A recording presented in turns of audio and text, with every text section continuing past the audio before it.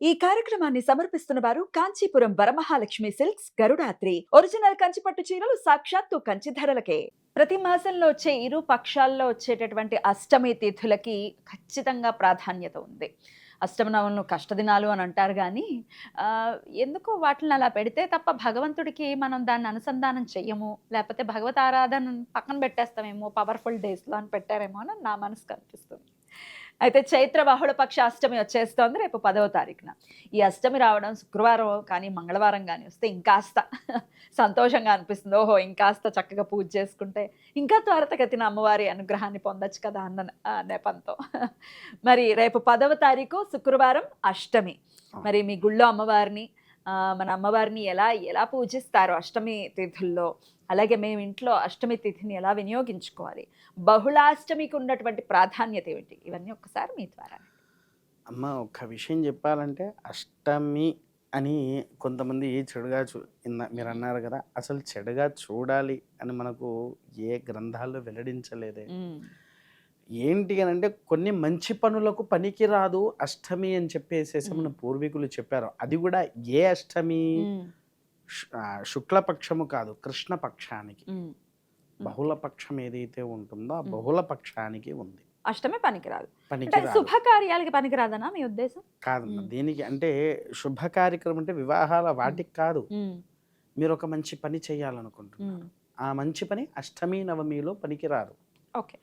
కొన్ని దిక్కు ప్రయాణాలు అని అంటారు. తూర్పు ఉత్తర దక్షిణాలు, తూర్పు దక్షిణ పశ్చిమ ఉత్తరాలు, ఆగ్నేయ నిరతి వాయువ్య ఈశాన్యాలు, ఈ దిక్కులు ఉన్నాయి కదా, ఈ దిక్కుల్లో కొన్ని దిక్కులు ప్రయాణం చెయ్యకూడదు అని అష్టమి ఒకటి. అష్టమి నాడు ఆ దిక్కున ప్రయాణం చేయకూడదు. నవమి కూడా అంత అంత అంటున్నారు కదా తల్లి. ఒక మాట అడుగుతా, దుర్గాష్టమి, కృష్ణాష్టమి, మహర్నవమి, శ్రీరామనవమి అన్ని. అవును, నేను అందుకే అంటున్నా భగవంతుడికి కేటాయించండి రా అని ఇలా మన పెద్దవాళ్ళు పెట్టారేమో అని నా మనసుకు అనిపిస్తుంది అని అంటున్నా. కాదు, వదులుకోకూడదు కదా తిథులు అంటే శుక్లపక్షానికి సంబంధించినవి చాలా విశేషమైనటువంటివి. కృష్ణపక్షానికి సంబంధించినవి ఏంటి అని అంటే కొన్ని దుష్ట శక్తులు కూడా జన్మించినటువంటిది అష్టమి నవమిలు కాబట్టి ఉన్నాయి. కృష్ణాష్టమి మన కృష్ణపక్షంలో చేసే తత్వాన్ని ఆపేయాలి అని చెప్పేసి, అందుకోసమే ఆ కృష్ణపక్షంలో వచ్చే అష్టమి నవమిలలో ఏ పని చేయకూడదు. మళ్ళీ షష్ఠీచ బలిబంధనము అని అంటారు. అంటే ఇట్లా బంధించినట్టే అయిపోతుంది షష్ఠి రోజు ఏ పని చేసినా. కానీ సుబ్రహ్మణ్యేశ్వరుల వారు పుట్టింది ఎప్పుడు? షష్ఠి నాడు. అవునా? అది శుక్లపక్షము అంతే. అవునా? కృష్ణపక్షము పనికిరాదు. ఓకే. ఇవి కొన్ని విధానాలు ఉన్నాయి. కాకపోతే అష్టౌ దేవ వసవ సౌమ్యాస మంత్రమే ఉంది. అష్టౌ దేవ వసవ సౌమ్యాస చతస్రో దేవీ రచరాస్రవిష్ఠా తే యజ్ఞం పాంతు వసవ ప్రస్తాదు సంవత్సరేణ మమృతగ్గ స్వస్తి. అష్టదేవతలు ఎవరు? అష్టలక్ష్మి. అష్టౌ దేవా వసవ సౌమ్యాస. అష్టౌ దేవా వసవ అంటే ఒక వసంత మాసంలో నుంచే ప్రారంభమవుతుంది. ఎప్పుడు? వసంత ఋతువు. ఈ వసంత ఋతువులో ఎప్పుడు మనకు ప్రారంభమైంది? చైత్ర పాడ్యమి నుంచి మనం వసంత నవరాత్రులు ప్రారంభం చేసుకుంటూ ఉంటాము. అలా ఒక్కొక్కసారి ఏమవుతుంది, ఈ చైత్ర వైశాఖంలో ఏదో ఒక అష్టమి శుక్రవారం రోజున వస్తుంది అనేది సిద్ధాంతంలో ఉండేది. అందుకోసము సౌమ్యాస బుధవారము లేదా శుక్రవారము వచ్చిన ఆ రోజు లక్ష్మీదేవికి మనం ఖచ్చితంగా చేయవలసినటువంటి కార్యక్రమాలు ఏంటి? మొట్టమొదటిగా అంటే మరి ఒక లక్ష్మీదేవి అనే కాదు, కొంతమందికి ఏంటి అని అంటే లక్ష్మీదేవి ఆలయాలు ఊర్లలో ఉండవు, మన ఇంట్లో ఫొటోస్ ఉంటాయి. ఊర్లలో లక్ష్మీదేవి ఆలయాలు ఒక్కటి చూపియండి. ఉండవా?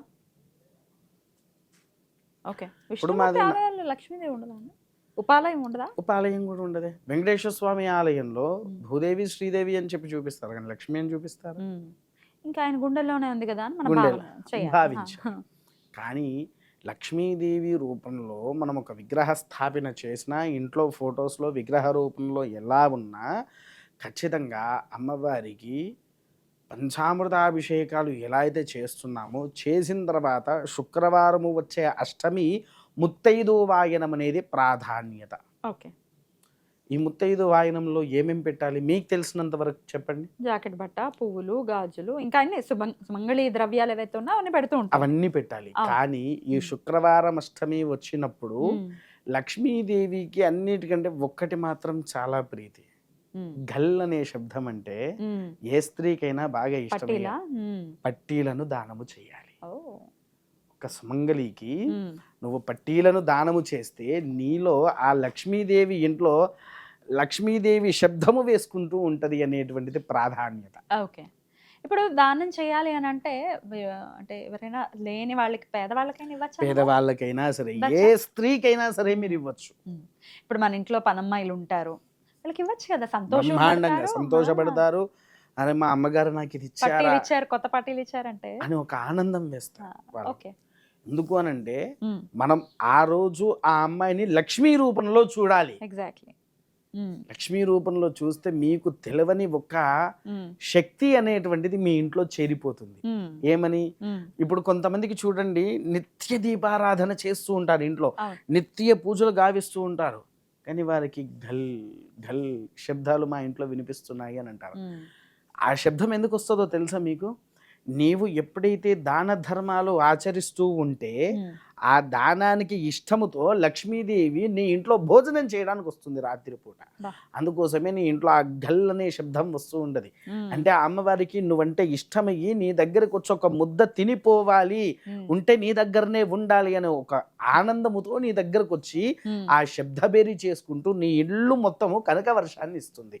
అందుకోసమే శుక్రవారం రోజున మనం ఏది ఆచరిస్తున్నా ఎలా చేస్తున్నా కూడా లక్ష్మీదేవికి ప్రాధాన్యత ఇస్తూ ముత్తైదు వాయనాలు గజ్జలతో ఇవ్వాలి. గజ్జలు ఇచ్చిన తర్వాత ఏం చెయ్యాలి? మీ ఇంటికి కొంతమంది ఆడవాళ్ళను పిలిచి, అందరూ మామూలుగా వాయనాలు అంటే ఏమిస్తారమ్మా? శనగలు నానబెట్టేసి ఇచ్చేస్తారు. కానీ అక్కడ ఏమి చెయ్యాలి? ఒక 11 ముత్తైదులకు సంపూర్ణమైనటువంటి భోజనము చిత్రాన్నముతో సహా పెట్టాలి. 11 ముత్తైదులకు ఒక 11 ముత్తైదులు ఇంటికి వచ్చి భోజనం చేస్తే ఎలా ఉంటది తల్లి?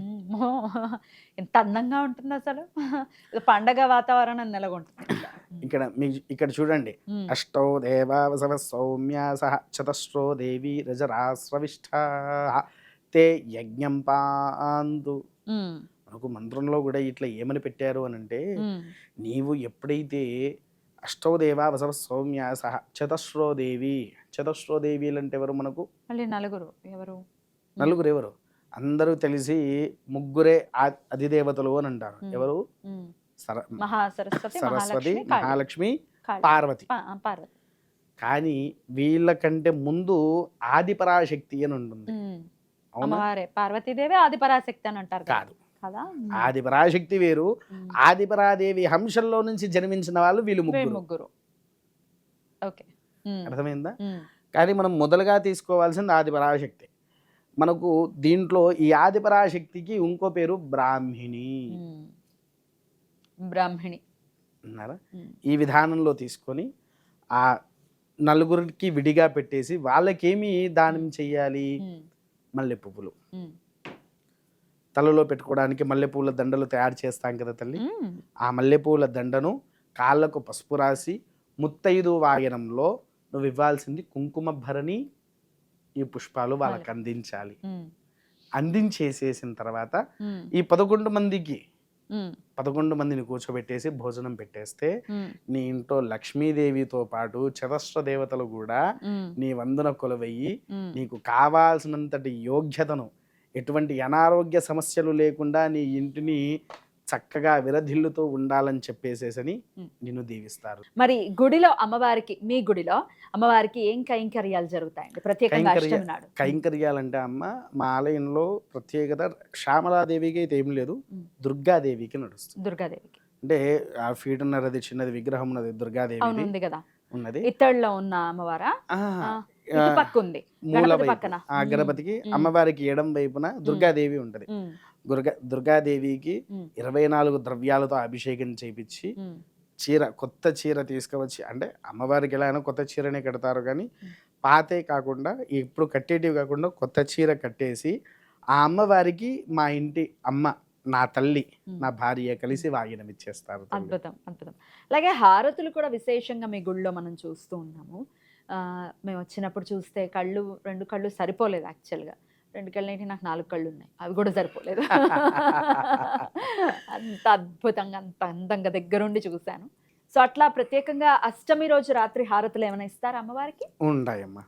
ఖచ్చితంగా. ఎందుకు అనంటే, ఆ హారతులు మా అమ్మ పెట్టుకున్న నియమం. వాస్తవానికి మనం అక్కడ జరిగిన ఇంటర్వ్యూలో ఈ విషయాలు మీకు చెప్పలేదు కూడా. హ్మ్. అమ్మవారు నాకిచ్చిన ఆజ్ఞ ఏంటి అనంటే, నాకు 56 హారతులు కావాలి తెప్పించు అని అన్నది. హ్మ్.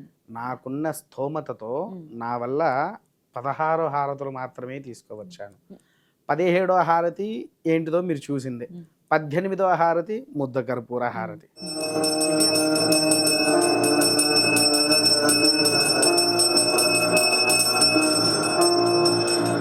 ఇవి అమ్మవారు కోరుకున్నవి. ఇక నా దగ్గర వస్తాయి. ధనము అనేది ఎక్కువ లేక వాటితోనే నడిపించుకుంటూ వస్తున్నా గత 2 సంవత్సరాల నుంచి.